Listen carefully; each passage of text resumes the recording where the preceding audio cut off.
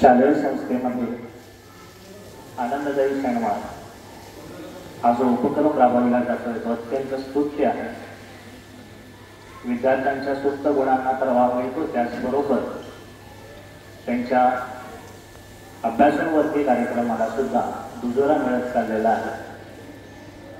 या आनंददायी शनिवारमध्ये आपल्यावर एक संस्कार व्हावा या दृष्टिकोनातून स्वतः आनंददायी शनिवाराने शाळेला पत्र लिहिलेलं आहे आणि त्याच पत्राचं वाचन करण्यासाठी मी या ठिकाणी आलेलो आहे।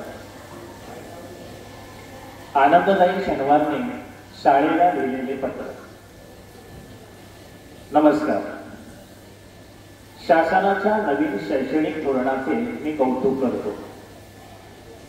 शिक्षण प्रक्रिया आनंदी होण्यासाठी आणि मुलांना उपक्रमाच्या माध्यमातून शाळेची गोडी वाटावी या विधायक हेतूने माझी म्हणजेच आनंददायी शनिवारची निर्मिती केली, त्याबद्दल प्रथम त्यांचे आभार।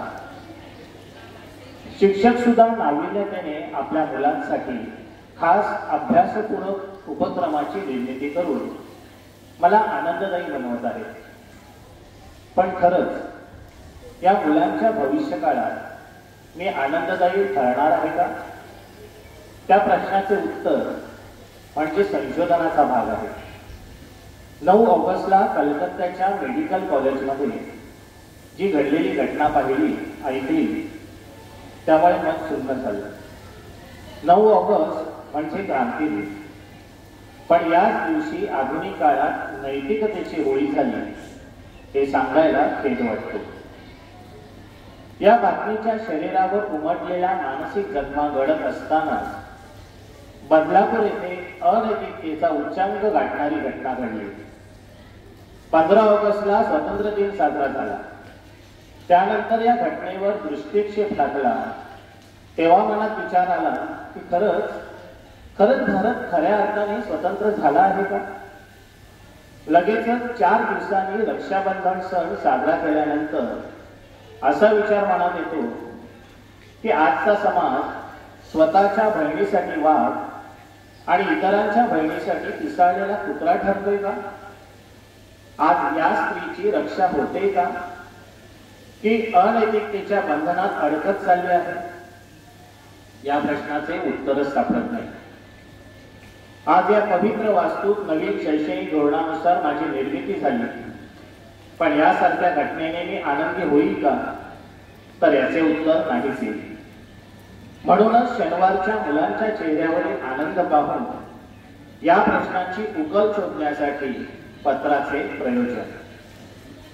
शिक्षक विविध विषय शिकवतात। या विषयांबरोबरच कळील पाहता माझ्या या आनंददायी दिवशी भाषा विषयात शब्दांच्या जातीबरोबरच माणसाच्याही विविध जाती मुलांना शिक्षकाने शिकवाव्या। गणित विषयात त्रिकोण, काटकोन, चौकोन, त्याचबरोबर लोकांकडे पाहण्याचा दृष्टिकोन ससद विवेक बुद्धी वापरून शिकवावा। विज्ञानातील फुलांची रचना शिकवीत असतानाच त्या फुलाला कुस्करणारे हात आणि जपणारे हातही शिकवावे। इतिहासामध्ये छत्रपती शिकवत असतानाच विकृत नजरेचा देखील शिरच्छेद करण्यास शिकवावे, तर भूगोलामध्ये विविध पिकांबरोबरच माणुसकीची देखील पेरणी शिकवावी। जलसुरक्षा शिकवत असताना विकृत हातापासून सुद्धा सुरक्षा शिकवावी। शारीरिक शिक्षणामध्ये सर्वांग सुंदर व्यायाम प्रकाराबरोबरच चांगले आणि वाईट स्पर्श प्रकार सुद्धा शिकवावे। सरडा तर विनाकारण बदनाम आहे। खरं तर माणसासारखे रंग कोणीच बदलत नाही। हे बदलणारे रंग चित्रकलेच्या शिक्षकाने शिकवावे आणि तरच खऱ्या अर्थाने आजच्या युगात मी आनंददायी ठरेल। ही वास्तू म्हणजे पवित्र वास्तू आहे नव्हे तर पवित्रतेची गंगा। पण याच वास्तू हल्ली आपल्या चिमुरड्यांवर अत्याचार होते हे पाहून तीव्र दुःख होते। आपण पालक सभा घेता तेव्हा मुलांवरील लैंगिक अत्याचार ओळखण्याबाबतची सजगता पालकांमध्ये ठेवण्याचा मुद्दा अधोरेखित करा। मोबाईलमध्ये अश्लील चित्रफित दाखवणे, शारीरिक अवयवावर टिप्पणी करणे, घरी आई वडिलांना किंवा भावंडांना इजा करण्याची धमकी देणे, खाऊ किंवा इतर गोष्टीचे आमिष दाखवणे, या विकृतजन्य गोष्टीची भयान वास्तवता मुलांना समजावून देणे हे शाळेतच शक्य आहे बरं का. वर्गातून बाहेर पडलेले मूल आणि परत वर्गात येतानाचे मूल यांचे चेहरे आता शिक्षकांना ओळखता आले पाहिजे. व्यवस्थापनाने सुद्धा शालेय कर्मचाऱ्यांची नियुक्ती करताना सतर्क राहिले पाहिजे. आपले मूल सुरक्षित राहील त्यासाठी पालक आणि शिक्षक यांनी संवादातून विश्वास, प्रेम आणि जिव्हाळ्याचे नाते मुलांमध्ये निर्माण करायला हवे.